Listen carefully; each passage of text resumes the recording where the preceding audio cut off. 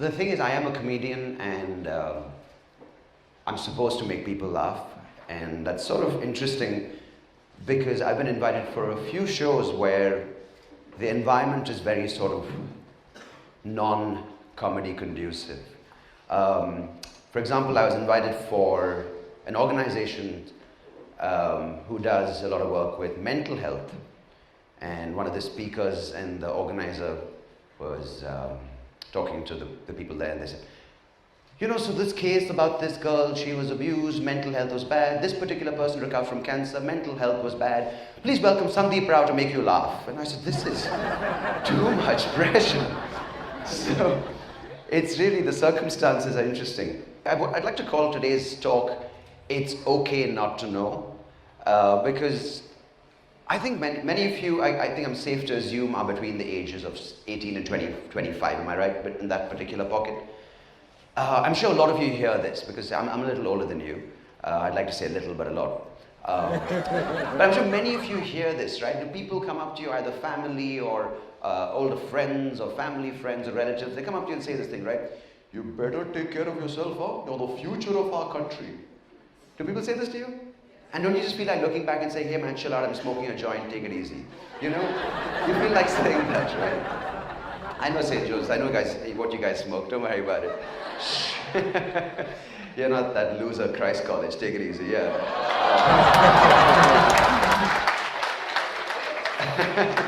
Don't worry, I seem cool. I went to Sri Bhagwan Mahavir Jain Commerce College for 1 year, and that's when I discovered I have self-respect, and I left. So, my life isn't that great, trust me. When I was in the 3rd standard, my parents put me in Sophia's girls' high school. Yeah. Oh, and many of you from there, yeah, it was weird. I don't understand, right? I mean, that's the best way to make a boy feel masculine, right? Sophia's girls' high school. No, but I grew up in Bangalore and like to call Bangalore home. And I moved out of this city and this country in 2000 to go abroad to study because, you know, my mom was very keen that I go abroad to study because it's something, you know, the education system in India back then and even to a large extent now isn't very conducive to people with disabilities. Now, obviously, because Bangalore's become the hub for technology, we have a lot of younger entrepreneurs and younger companies creating solutions, especially with technology, for different kinds of disabilities, especially people with visual impairment or hearing impairment and mobility impairment. And that's good to see. It's good to understand this progress. I didn't have this back then in school because my school's approach to any kind of assistance when it came to a disability was giving you extra time in exams. If you're blind, you get 20 minutes extra. If you're deaf, you get 30 minutes extra. If you can't walk, you get 40 minutes extra. If you're retarded, you get like 3 days. That was their approach. That was their approach. And it's not, I mean, it sounds funny, but that was the sad truth. But then my mom wanted me to go abroad, and my dad as well. And I grew up, I was in my teens in the 90s. And Indian parents back then, right, they had this sort of awe for the UK, for Britain. I think that it was like the hangover of the colonial rule, right? They were just like, I want my child to go to Oxford, to Cambridge, to speak like this, come back, not get a job. They had this dream. My parents had a similar dream, but they got their geography a little wrong. Because they sent me to study all the way at the University of Wales in Swansea. Exactly. No one has a clue where that place is. In fact, the University of Wales in Swansea was so bad, it wasn't even in the top 5 universities in Wales. And they had about 2 universities there, so you can assume and understand how bad this place was. But I did go there, and I got this very important thing that Indian students look for when they go abroad. No, I'm not talking about academic excellence. I'm not talking about a world-class exposure. I'm not talking about understanding of different cultures. I got the most important thing that Indians look for when they go abroad. I got a fake accent. And it's great, see, because Indians who study abroad, they automatically assume that they're better than their friends who stay back to study here. And this is what I thought about my friends who stayed back. But you got to understand, they went to nice colleges like RV, they went to St. Stephen's, but I went to the University of Wales in Swansea, and I thought I was better than them because I came back after my first semester and I was like, hello mate, you all right? They're like, why are you talking like this? Right. I said, bro, I've taken a loan to pay off this education. Can I speak like this till I finish paying off the loan? So I did a bit of time in the UK, then I traveled to the US to finish my undergrad. I took a lot of time. It was supposed to be 4 years, I took 5.5 years to finish, which is the point I'll come to after this, is I got my degree in sociology and political science, and I moved back to Bangalore, and I took up a job that most sociologists and political scientists would take up as an obvious choice. I joined the IT industry.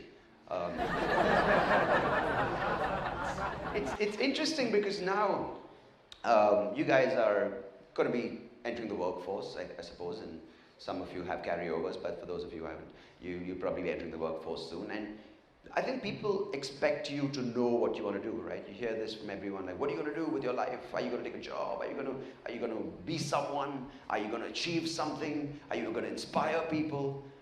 I mean, I think most importantly, the point I'd like to make is that you got to be comfortable in whatever you do, and it's okay not to know what you're going to do, right? You're 21, you have a long time to decide. Because I think there's this prescribed formula for success which is being spread across the world, where everyone says, by 21 you finish your undergrad, by 24 you finish your postgrad, then you get an MBA, then you just kill yourself. And that's not what they say, but that's what I tell myself. There isn't a time frame which we have to follow, because for the longest time I was doing things that people told me that I was good at. Like friends and relatives said, get into radio, you have a good voice. Someone said join in advertising because you can write well. Someone said you do drama because you're a drama queen. And so these various options were thrown at me, and I tried them all. And nothing really sort of fit the bill, right? Because I'd go to work, I'd just sit there. Facebook was just coming up back then in 2004, 2005. I was like, oh, this is great. You can stalk people without them knowing. That's great. And that's how it started. And that's how I spent most of my days in advertising and my days at IT in this company. I was a copywriter, and I did absolutely nothing for 4 years. And in 2010, I stumbled upon this thing called stand-up comedy as an option in Bangalore. I had been watching videos of comics from the US and from other parts of the world. And I started doing stand-up on the side in 2010, and I took it up professionally in 2012 because I got fired from my job. I don't really put that on my resume. But the first 3 years were just sort of experimenting, doing jokes that people wanted to hear. People sort of expected, basic sort of cultural jokes. Oh, you're Gujarati, you're Punjabi, ha ha ha, let's move on. Kind of jokes like that. But in 2013, I did this thing where I started talking about my eyesight, or rather lack of, on stage. And it was terrifying, because till then no one believed that I was partially blind. People just thought I intentionally fell off stages as part of my act. So I used to talk about this on stage. I came up and I said, I'm partially blind, but you guys are absolutely beautiful. And no one got it. They're like, what does he mean? We are good looking, I said. So talking about that actually was a big step in my stand-up career, not because of the fame it got me, but it gave me the confidence to accept that I have a flaw in me, a disability, and more importantly, it's the chink in my armor. And I realized one thing that day is everyone has a problem in this life. It could be physical, it could be emotional, it could be something related to the way you live in society. And the day we all accept the fact that we have a problem is the day we're going to be a lot happier, because that's when we let go of our egos. And that's when we just say, hey, you're messed up, so am I. It's brilliant. And I think that's important. Coming to the next point I'm going to make is in the line of comedy. The line of comedy is obviously new in India, and many of you might obviously have your YouTube fans, your fans of certain comics. And I've been mainly sticking to the live format of stand-up comedy. Live being shows in either auditoriums, in colleges, in pubs, in children's parties. Okay, not too many of those. And live shows create this thing, right? Because live shows create this bond between me as a performer and you as an audience, because you've made the effort of getting out of bed, buying a ticket, getting ready, getting your friends together, coming for the show, and we automatically at that point have created this rapport where I have to make you happy because you guys made the effort.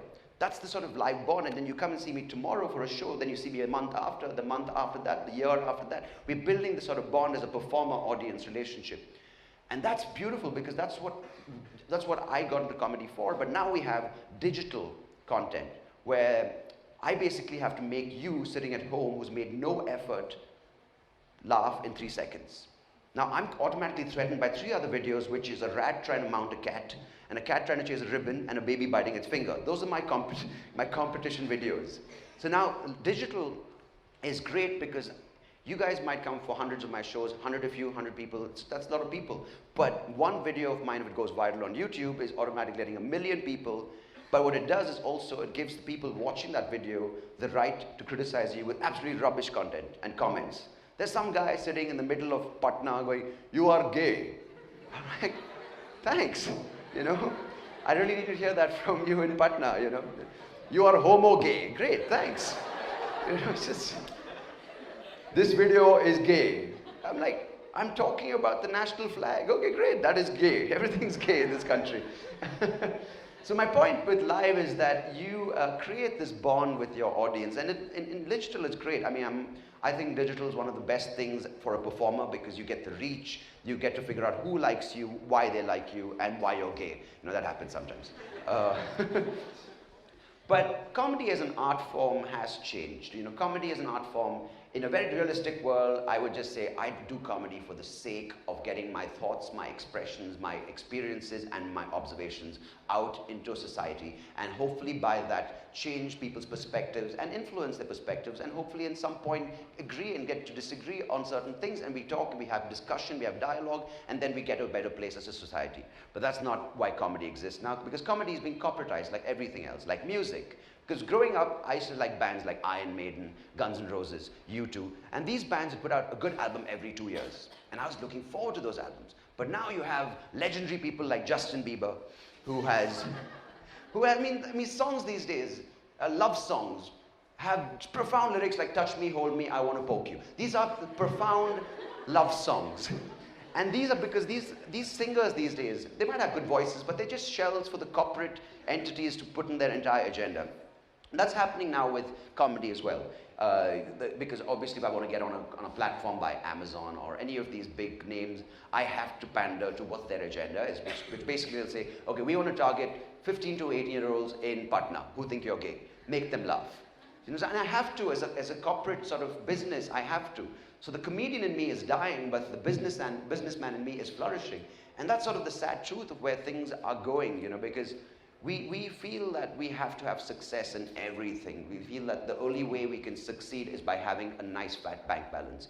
And even though in an ideal world we don't need money, we do unfortunately need money to live well. And realistically speaking, we have to make money, but there are certain boundaries where we can keep our happiness at check and keep our money at bay, you know, because I think, of course, happiness is what we all look for secondarily, but we're mistaken into thinking that if I can spend a lot of money, I'm happy. If I become the CEO of a company, I'm happy. If I become the best comedian, I'm happy. And honestly speaking, ladies and gentlemen, I'm happy now. And people are like, would you like to be the next Russell Peters? I'm like, no, I just want to be the next Sundeep Rao. And that's good enough for me. Because if I'm happy being Sundeep Rao, then I'm going to be happy being the best Sundeep Rao. If I'm not happy being myself, then I'm not going to be happy being the best me, right? And coming to this last point I'm going to make before I'm supposed to make you laugh, but come for a show, buy tickets. Now, I'll be very honest with you, ladies and gentlemen. I didn't come here because I wanted to sort of give you words of wisdom, because I'm 34 and I've seen a bit of life. And because growing up in college, I was every mother's nightmare. Because I used to drink, I used to smoke, I used to mess around, and every mother was telling their sons, don't hang out with Sundeep, he's an awful influence. But then they'd be like, but Ma, he's partially blind. What an inspiration. You know, that's how it is. Because being disabled, being partially blind, I realize, is one of the sort of, how do you put it, one of the most unconvincing disabilities around. Like, see, if you're deaf, you have a solid base. If you're partially blind, it almost sounds like you have commitment issues to your disability. It's like, what do you mean partially blind? Yeah, I started going blind and I got lazy, you know, it was too much hard work. Now, because it's crazy that people look for inspiration outside. Many of us, I hope we don't do this, but we read self-help books, and we read all these various things that supposedly make us better human beings. And I stand by this. I think most people we have it within us to inspire ourselves. And as I said earlier, there isn't a particular prescription or a formula to success. And I think you guys are the future of our generation. And you guys can actually change the way things are done, because obviously you guys are the Snapchat, Twitter generation.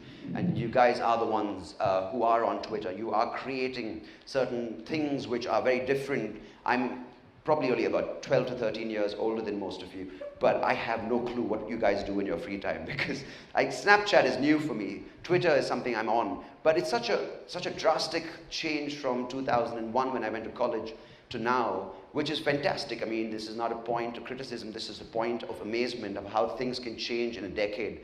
And on that particular note, I'd like to say is you guys, in a very sort of subtle, but at the same time non-patronizing way, you guys are the future in the way that you can change how things are perceived, how things are done. And I think in a very sort of important fundamental way, I think we need to sort of take the corporate element out of life and live life for the reason why we live it. To make ourselves happy and the people around us happy, because with happiness comes success. And with happiness comes satisfaction with what we're doing in life. So I'd like to leave you with this last line I say. People, ladies and gentlemen, are disabled. And the fact is, the inability to laugh at life and all its problems is a disability in itself. Thank you.